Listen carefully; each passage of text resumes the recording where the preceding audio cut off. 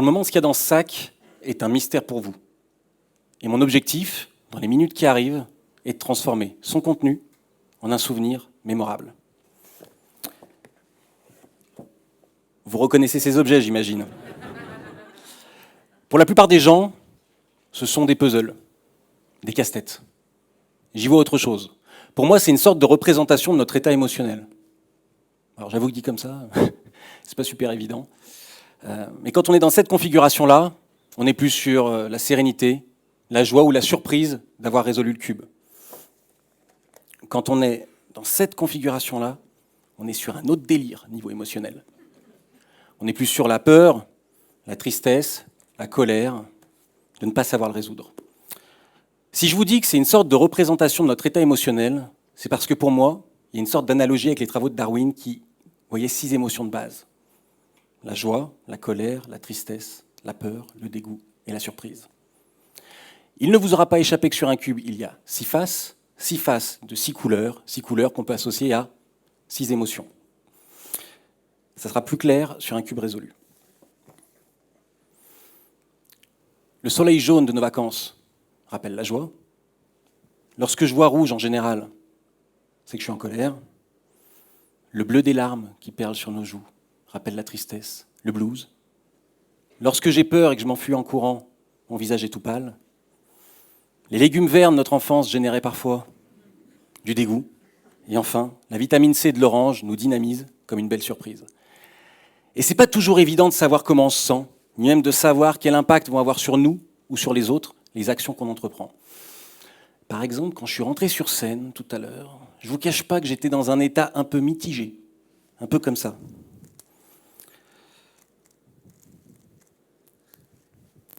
Et pour qu'on puisse avancer correctement, je vais avoir besoin de retrouver un peu de sérénité. Ah. Bien. Je pense que je viens de scinder la salle en 3 pôles. Ceux qui se disent « Waouh !» Ceux qui se disent « et ceux qui se disent « Pfff ». Majoritairement, les gens aiment la magie pour 2 raisons. Le plaisir du divertissement, le « waouh », ou le plaisir de chercher à comprendre, le « Mais il y en a aussi que ça agace, ceux qui se disent « Pfff ». Mais les concernant, je vous propose d'y revenir dans quelques instants. Ce soir, je voudrais vous partager quelques secrets d'illusionnistes pour être plus écouté et mieux compris. Et sur ce trajet, je vais vous expliquer ce qui fait qu'à l'issue de cette conférence, vous devriez avoir retenu les 6 émotions de base selon Darwin. Je croise beaucoup de personnes qui ont des messages à passer, certaines brillantes. Mais le problème, c'est que quand elles le font, ça ne marche pas. Discours trop complexe, support inadapté, manque de confiance, entre autres. Sachant évidemment que tout ça est cumulable. Je m'appelle Henri Beaumont, je suis formateur, consultant, coach, magicien et mentaliste. Et ce soir, je voudrais aborder avec vous 3 sujets pour vous aider à mettre en valeur vos idées grâce à l'intention, la clarté et l'impact mémoire. Commençons par l'intention. Pourquoi auriez-vous envie de m'accorder du temps de cerveau ? La réponse est assez simple. Il faut que vous puissiez identifier ce que vous avez à y gagner. Ou comme disent les Anglais, « What's in it for me ?» Et donc de mon côté, il faut que je puisse identifier en quoi je peux vous être utile. Une fois que c'est fait, je devrais capter votre attention et la maintenir. Tout à l'heure, grâce au cube, j'ai capté votre attention. Mais qu'en était-il de mon intention ? J'aimerais la clarifier, notamment pour ceux qui, tout à l'heure, se sont dit « Pfff ». Qu'est-ce qui fait qu'une frange de la population déteste les magiciens et les mentalistes ? 2 raisons majeures, selon moi. Soit ils ont l'impression qu'on essaye de les duper pour prendre l'ascendant dans la relation, soit ils ont l'impression qu'on les prend pour des idiots à cause de vulgaires trucages qu'ils ne comprendraient pas. Clairement, quand on a cette vision de la magie, je peux comprendre qu'on déteste les magiciens et les mentalistes. Mais si on a cette vision de la magie, c'est peut-être aussi parce que le magicien n'a pas été clair sur son intention. Levez la main, s'il vous plaît, ceux qui parmi vous ont déjà vu un film d'action au cinéma. J'avoue que je vise les 100% avec cette question. Bien, et j'imagine que personne parmi vous n'en a déjà voulu au réalisateur parce qu'il avait fait appel à des effets numériques ou parce qu'il avait reconstruit en studio des décors imaginaires. Pourquoi ? Parce que par le filtre de l'écran, vous acceptez de vous laisser porter et vous comprenez l'intention du réalisateur qui est au service de votre divertissement. La magie et le mentalisme sont des divertissements. Enfin, rassurez-moi, on est tous d'accord ici que la magie des magiciens et des mentalistes n'existe pas. Enfin, à ma connaissance. Partant de ce principe-là, sauf à ce que vous refusiez toute forme de divertissement, pourquoi s'agacer face à un magicien ou un mentaliste qui crée une illusion? Puisque si vous comprenez le trucage, il n'y a plus de mystère. S'il n'y a plus de mystère, il n'y a plus de divertissement. En tant que magicien, on doit créer un contrat tacite avec nos interlocuteurs, avec nos spectateurs. Nous mettons notre intention au service de votre divertissement, en contrepartie de quoi vous acceptez de vous laisser porter et de nous laisser jouer avec les règles de votre perception. Il y a quelque temps, je participais à une conférence. J'introduisais mon propos avec un effet magique, tout s'est bien passé, j'ai eu des waouh, j'ai eu des j'ai peut-être eu des pfff. Honnêtement, je ne les ai pas entendus. Quelques minutes plus tard, un autre conférencier est rentré sur scène, il prenait la suite. Involontairement, il a touché du matériel que j'avais laissé et il a révélé le trucage. À ce moment-là, dans ma tête, ça va très vite. Qu'est-ce qu'ils vont penser de moi? Ils vont se dire que je suis nul, pour qui je vais passer? J'étais concentré sur moi. Je me suis recalé sur mon intention. Pourquoi étais-je venu? Introduire mon propos avec un effet magique. Est-ce que ça avait marché? Oui, a priori, au regard des applaudissements et des sourires. Est-ce que ça remettait en cause ce que je savais faire? Non. Est-ce que je pouvais contrôler ce que les gens allaient penser de moi? Non plus. Je me suis calmé et j'ai patienté jusqu'au cocktail. Lors du cocktail, j'ai croisé beaucoup de personnes avec qui j'ai parlé. Une seule a fait référence à ce moment. Et elle m'a dit, franchement, c'était génial. Après, dommage pour le trucage. Je l'ai regardée et l'empathie qu'elle avait pour moi m'a laissé supposer qu'elle avait intuitivement compris qu'il n'y avait pas de challenge entre nous et que j'étais là au service de son divertissement. Mais ce que j'ai préféré, c'est quand elle en a réellement pris conscience. Je lui dis, vous me dites que c'est dommage. Mais c'est dommage pour qui? Elle me dit, pour vous. Je dis, moi, je vous avoue que je connaissais le truc. Mais est-ce que vous avez aimé ce que vous avez vécu? Elle me dit, oui, beaucoup. Je dis, à ce moment-là, c'est plutôt moi qui suis désolé pour vous. Parce que ça vous a retiré une partie du mystère. Elle m'a regardé, et elle m'a dit, c'est vrai, j'avais pas vu ça comme ça. En communication, il y a 4 piliers sur lesquels vous pouvez vous appuyer. Moi, j'ai un message pour des gens qui ont un besoin. Et souvent, on se concentre sur moi, j'ai un message. Alors qu'il serait préférable de déplacer le curseur sur vous avez un besoin. Nous avons des effets magiques, mais vous avez besoin de divertissement. C'est vrai dans les relations familiales, amicales, dans le monde de l'entreprise. Lorsque vous avez un message à passer, je vous invite à essayer de vous poser la question de l'intention. Finalement, l'idée étant de passer du statut de celui qui vient chercher quelque chose à celui qui a quelque chose à donner. Et honnêtement, quand on est dans la posture de celui qui offre, c'est beaucoup plus simple, parce qu'on n'a rien à perdre. Passons maintenant à la clarté. Parce que c'est chouette d'avoir des choses à partager, mais si les gens ne comprennent rien à ce qu'on leur raconte, c'est quand même dommage. Nicolas Boileau disait « Ce qui se conçoit bien s'énonce clairement, et les mots pour le dire arrivent aisément. » En gros, il faut être clair. Et il faut savoir passer de la clarté pour soi à la clarté pour les autres. Commençons par la clarté pour soi. Un grand nom de la magie, appelé Dave Vernon, disait « Confusion is not magic ». La confusion, ce n'est pas de la magie. Un effet magique doit pouvoir se résumer en une phrase, et une fois que c'est fait, je pourrais identifier les techniques, les méthodes que je vais utiliser pour voir ce que je mets dans la lumière, ce que je déguise dans la pénombre, et construire une structure magique solide. Tout à l'heure, l'effet que vous avez vu pourrait se résumer en un cube est mélangé et résolu automatiquement, ou résolu instantanément. Est-ce que j'aurais pu rehausser ma structure magique? Probablement, en remettant le cube à mélanger au public pour que vous puissiez valider qu'il était normal. Est-ce que c'était possible? Oui. Est-ce qu'au regard de cette soirée, ça aurait servi mon propos? Pas certain. Si vous n'avez pas une vision claire du message que vous voulez partager, vous ne pouvez pas construire d'itinéraire, ni même identifier les points sur lesquels il convient de vous arrêter. Une fois que c'est clair pour moi, il faut que ça soit clair pour les autres. Et nous, en tant que magiciens, on a tendance à mettre quelques trous dans la clarté. Ça nous permet de maximiser ce qu'on appelle l'effet comète. Si je veux maximiser l'effet comète, il faut que je sois attentif à 3 éléments: la situation initiale, le moment critique et la situation finale. Et c'est grâce à des subterfuges, comme l'action en transit, la parenthèse d'oubli ou la misdirection, que je pourrais fermer des portes sur le chemin magique et obtenir votre édition psychologique. Je crois que vous n'avez rien compris à l'effet comète. Hein ? C'est ce qu'on appelle le syndrome de l'expert.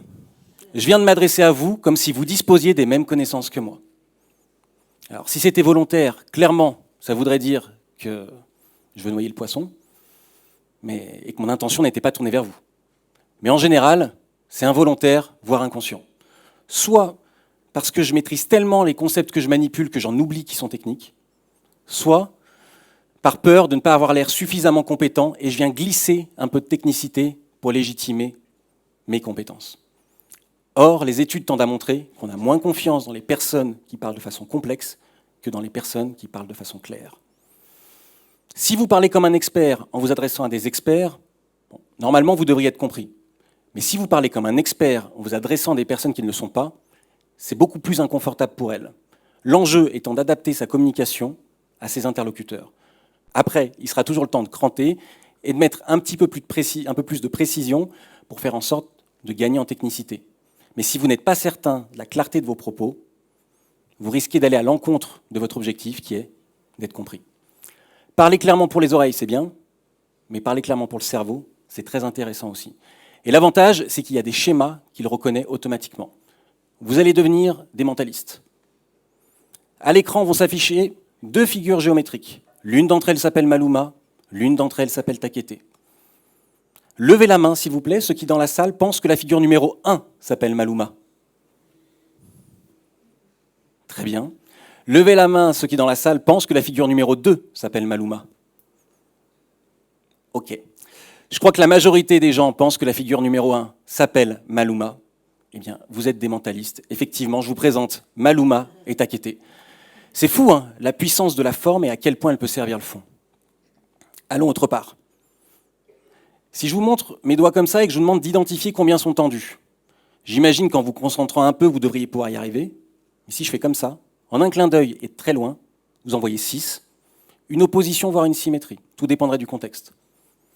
Si mon objectif est que vous puissiez identifier 6 doigts, d'après vous, laquelle de ces 2 méthodes est la plus pertinente? Je crois que vous avez la réponse. Pourtant, au quotidien, on ne pratique que trop rarement ce genre de stratégie. Vous pouvez faire de votre cerveau un allié. Et ne pas le faire peut être particulièrement contre-productif. Sans le vouloir, vous créez toutes sortes de barrières mentales qui empêchent les gens d'accéder à ce que vous dites, à ce que vous faites. Nous, en tant que magiciens et mentalistes, on s'en sert régulièrement, à des fins de divertissement, évidemment. Dans la pensée de Victor Hugo, il y a une phrase, une idée qui dit « La forme, c'est le fond qui remonte à la surface ». Vous aurez compris qu'il ne parlait pas de décoration. La prochaine fois que vous aurez des messages à passer, je vous invite à vous poser la question de la clarté. Construire un message cerveau-compatible est un enjeu de taille pour créer l'étincelle qui fera briller vos idées. Après, c'est chouette de créer l'étincelle, mais est-ce qu'on n'aurait pas un peu envie d'entretenir la flamme? C'est là que l'impact mémoire rentre en jeu. Je vais avoir besoin de vous, s'il vous plaît. Monsieur, je vais vous demander de vérifier qu'il n'y a aucun moyen pour moi, au toucher, de se rendre compte de quelle face et où. On est d'accord? Parfait. Je vais me tourner, réaliser des rotations du cube comme ça dans mon dos, et vous allez me dire stop. Quand vous m'aurez dit stop, vous allez voir une couleur, je vous demanderai de mémoriser cette couleur. Bon, l'avantage, c'est qu'il y a d'autres témoins. On est bien parti. C'est bon pour vous? Allez-y, dites-moi stop quand vous voulez. Ok, regardez la couleur. Vous en rappelez? Hop, on va faire ça.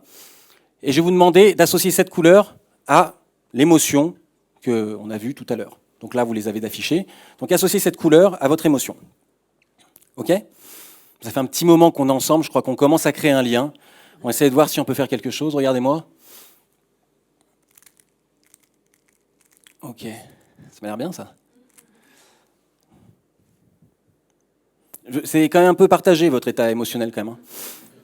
Oui, alors, histoire qu'on puisse continuer à avancer, j'aurai besoin de retrouver un petit peu de sérénité.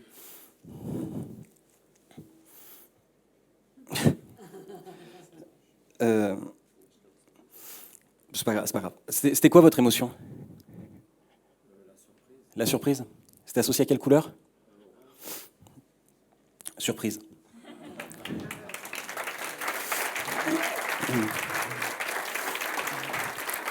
Mais on va essayer d'aller un cran plus loin. Vous vous rappelez, il y avait un cube dans le sac tout à l'heure. Est-ce que ce serait pas un peu fou si je pouvais, à une seule main, ne résoudre que la face correspondant à la surprise? Ce serait un peu dingue, ça, quand même. J'y vais.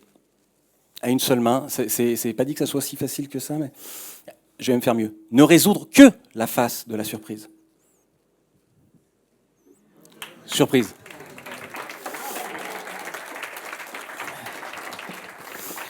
Bien. La question qui va se poser maintenant, c'est qu'est-ce qu'on a fait dans tout ça? Je vous ai dit que j'allais vous expliquer ce qui fait que sur chemin, vous auriez retenu les 6 émotions de base selon Darwin. Qu'est-ce que je fais depuis tout à l'heure? J'ai une intention tournée vers vous, puis j'ai clarifié mes messages grâce notamment à une métaphore entre le cube et les émotions. Et ensuite, j'ai ajouté un impact mémoire. J'ai commencé par limiter le volume d'informations que je vous avais partagé. 6 informations pour les 6 émotions. Ensuite, j'ai créé de la répétition. J'ai d'abord présenté les 6 émotions au début de mon intervention, je les ai affichées, puis je les ai rappelées il y a quelques instants et je les ai affichées à nouveau, ce qui s'appelle de la réactivation. J'ai créé des associations d'idées entre les émotions, les couleurs et même certains objets parfois. Enfin, j'ai créé un impact mémoire, ou du moins un impact émotionnel, grâce aux effets magiques qui ont ancré ce que vous avez vécu dans l'instant. Et en bonus, j'ai utilisé des indices de récupération, notamment le cube. Un indice de récupération, c'est quelque chose qui, lorsque vous le voyez, vous permet de rapatrier l'intégralité de l'expérience que vous avez vécue. Un peu comme une petite croix qu'on se fait au dos de la main pour se rappeler que le soir, on doit faire quelque chose. Dorénavant, lorsque vous verrez un cube, il est probable que vous puissiez vous rappeler de ce moment. Et si vous avez besoin de retrouver les émotions, vous pourrez repenser aux 6 faces du cube. Ce soir, on a vu 3 choses importantes. Le pouvoir de l'intention, qui permet de créer un lien solide avec ses interlocuteurs. L'importance de la clarté et de la forme, qui permettent de construire des messages accessibles à tous et compatibles pour le cerveau. Et enfin, comment créer un impact mémoire fort et durable. La prochaine fois que vous aurez des messages à partager, je vous invite à utiliser quelques-uns de ces secrets. Vous serez surpris de leur efficacité. Si je voulais que vous vous rappeliez de moi, je pourrais vous dire « je m'appelle Henri Beaumont ». Mais pour générer quelque chose d'un peu différent, et notamment chez ceux qui sont jeunes depuis un peu plus longtemps, je préfère réactiver une chanson et vous dire « je me présente, je m'appelle Henri ». Merci.